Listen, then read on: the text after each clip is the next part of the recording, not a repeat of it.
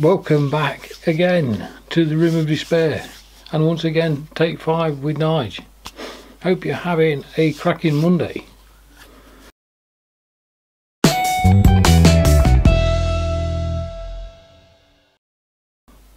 So I'm going to talk to you today about my Zwift experience so far. A lot of you who follow me on Strava will know that I got extremely agitated when I first started using Zwift, and it drove me bonkers, it really did. Long story long, when I got the sense I was never going to do Zwift, I didn't think it was going to be beneficial to me to do Zwift, but the intention has been all along this year is to do more mileage. And I know there's going to be folk out there that will go on and on and on about forgetting all that and get outside and ride. In an ideal world, I would do, but time. It always comes down to time. And of an evening in the winter, I've got time to go outside in the dark and the cold and whatnot. So the only option would have been turbo trainer. Turbo trainer, I've got a turbo trainer, I've had it for a number of years, but it's as boring as it gets. So I opted for the free Zwift trial at the beginning, well no, just before the beginning of the year. Signed up for it, everything went swimmingly. Had the companion app on the phone, bridged everything lovely, the sensors on the bike, great. 7 days, worked flawlessly. I was hooked, I thought this was great. This is great. Signed up, paid my money for a subscription, and it died. And I had no end of hassle trying to get it to work. So I couldn't get it to work on my own PC. I couldn't get the app to work. And Zwift told me that maybe I should try using the original beta just through the PC or a laptop. Couldn't get it to work through the PC because the PC didn't have a Bluetooth enabled thing. I bought a dongle which was rubbish. That didn't work. So I borrowed my daughter's laptop, which is Bluetooth enabled. Ha! Excellent, worked straight away. Thought it was great. Then she left for uni, and I ended up borrowing my son's laptop.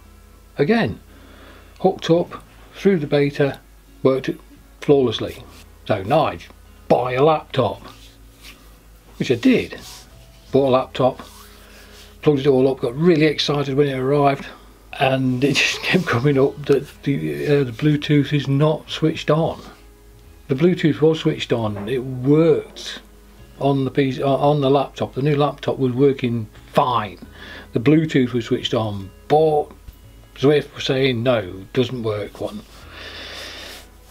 So I went back to using the companion app and the new laptop again. The companion app crashed. Right, give up. Took on Ruby instead and had to go with Ruby, which was quite alright. Does all, you know, does pretty much the same thing. But there was a little bit missing. I'd got into the Zwift thing. I quite liked the Zwift, the whole Zwift experience.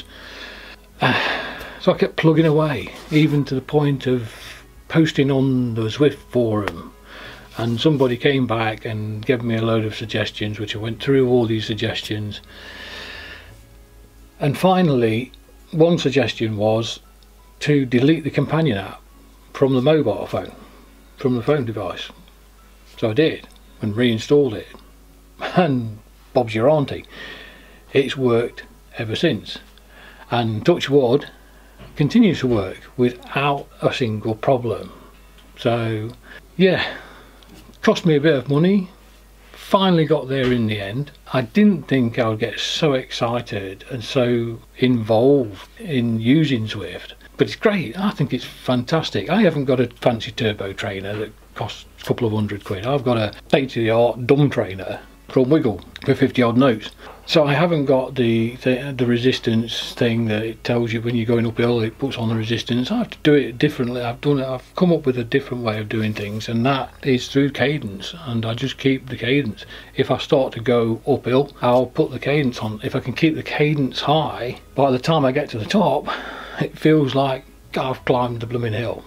But and it works. I get to the end of it, I feel as though I've had a workout. I feel so good after doing it. And I know that the readings are quite the same as what it would be on the road. I know all that and I'm aware of all that, but it enables me to spin the legs while indoors. I think it's fantastic. I think it's a fantastic program and a fantastic training aid. Not that I'm training, I'm not training for anything in specific. I'm just conditioning. I'd rather call it conditioning than training. I want to condition myself to be better. Anyway, well, I hope that enlightens you to my Zwift experience, my first few months on Zwift. Give it a go. You know, if you've got the sensors mounted on the bike, which you probably have if you're already equipped with a onboard computer, then you'll have the sensors mounted on the bike. Even if you've got a cheap dumb trainer like I have, it is possible to get a workout. Contrary to a lot of belief, I've watched a lot of videos on Zwift on YouTube. You can get some sort of workout. It depends where you want to go with your cycling. If the average Joe like me, who wants to lose some weight, who wants to keep his legs spinning during the colder months and the evenings where he can't get out, then the dumb trainer on Zwift, brilliant combination. Anyway, I'm going to cut this one off. What I'm going to say though, briefly, big thank you to everyone that commented on my previous vlog about the 2 early morning rides that I did and the way I felt after being on Zwift.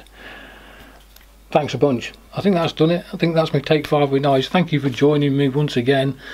If you like these sort of videos, give us a thumbs up. If you're new to the channel, please subscribe. In the meantime though, take care, enjoy your cycling or whatever it is you get up to, and I'll see you in the next vlog.